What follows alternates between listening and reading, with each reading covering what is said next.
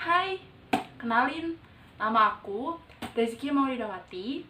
Aku salah satu mahasiswi dari Fakultas Psikologi Universitas Jenderal Ahmad Yani. Pada video kali ini, aku mau sharing sama teman-teman mengenai materi atensi dan kesadaran. Nah, apa sih atensi itu? Yuk kita mulai bahas. Jadi, atensi itu adalah pemrosesan secara sadar sejumlah kecil informasi dari sejumlah besar informasi yang tersedia. Informasi didapatkan dari penginderaan, ingatan, maupun proses kognitif lainnya.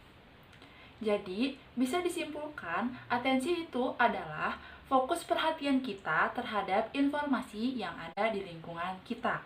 Nah, kemudian aku mau sharing lagi sama teman-teman kalau di dalam atensi itu terdapat 3 jenis proses atensi. Yang pertama ada divided attention, yang kedua ada selective attention, dan yang ketiga ada saccadic eye movement.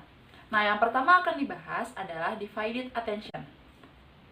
Jadi, penjelasan dari divided attention itu adalah atensi yang terbagi, memperhatikan 2 atau lebih informasi yang ada di lingkungan.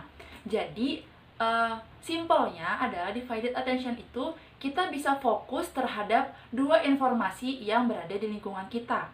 Contohnya tuh, kalau misalnya kita menyetir sambil mendengarkan musik, atau saat kita makan, kita sambil bermain handphone. Nah, itu tadi adalah contoh divided attention yang sering kita lakukan. Kemudian kita akan masuk lagi ke pembahasan berikutnya, yaitu selective attention. Apa sih selective attention itu? Jadi, selective attention adalah atensi yang hanya merespon secara selektif jenis informasi tertentu, sementara mengabaikan informasi lain. Artinya, fokus selective attention itu hanya satu, benar-benar fokus dan di dalam selective attention itu kita mengabaikan informasi yang lain. Contohnya saat kita belajar, kita benar-benar fokus untuk membaca buku tanpa mendengarkan musik, tanpa mengobrol. Jadi kita benar-benar fokus terhadap apa yang kita respon, seperti itu. Nah, kemudian di dalam selective attention tersendiri itu ada 3 kategori. Yang pertama ada dichotic listening, yang kedua ada disturbed effect, yang ketiga ada visual search. Nah, yang pertama kita bahas yaitu dichotic listening. Jadi, penelitiannya tuh pada individu yang diminta untuk memakai earphone, tapi pesan yang diterima antara telinga kiri dan kanan itu berbeda. Nah, untuk contoh diskotik listening supaya teman-teman mudah untuk memahami, kita ambil contoh misalnya teman-teman pergi ke diskotik. Nah, di diskotik itu kan teman-teman pasti ngobrol ya sama teman-teman yang lainnya, dan proses ngobrol teman-teman itu nyambung kan ya. Itu berarti salah satu contoh dari diskotik listening. Karena kan di dalam diskotik itu musiknya tuh sangat kencang, tapi teman-teman masih bisa fokus terhadap apa yang teman kalian ucapkan dan ngobrolnya tuh masih nyambung. Itu salah satu contohnya. Kemudian kita masuk ke pembahasan yang kedua di atensi selektif ini, yaitu disturbed effect. Nah, disturbed effect itu contohnya seperti ini.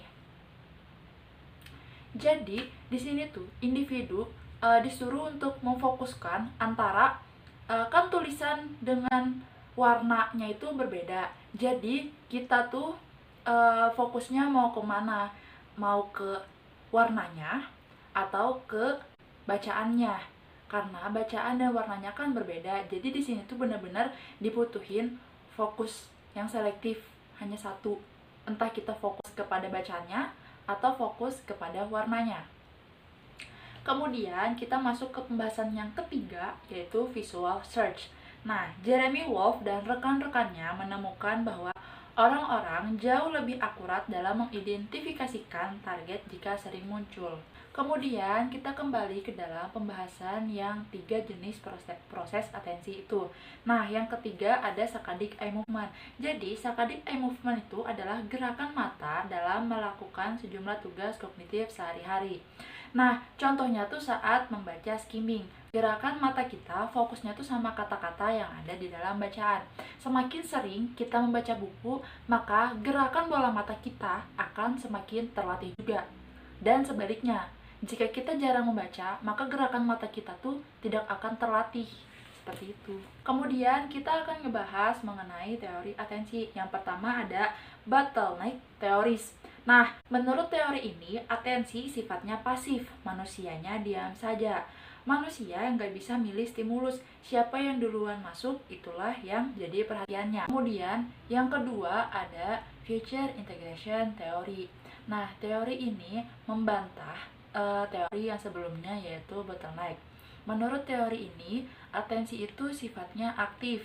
Manusia bisa memilih stimulus yang ada di lingkungan untuk meresponnya. Berbeda dengan bottleneck tadi, yang atensi sifatnya pasif dan manusia nggak bisa memilih stimulus yang berada di lingkungannya. Dan kita akan masuk ke dalam materi kesadaran. Jadi, kesadaran itu adalah kesiagaan seseorang tentang dunia luar dan tentang persepsi, gambar, pikiran, ingatan, dan perasaan. Contohnya kayak aku sekarang lagi bikin video mengenai materi ini. Aku tuh sadar banget kalau aku lagi bikin video.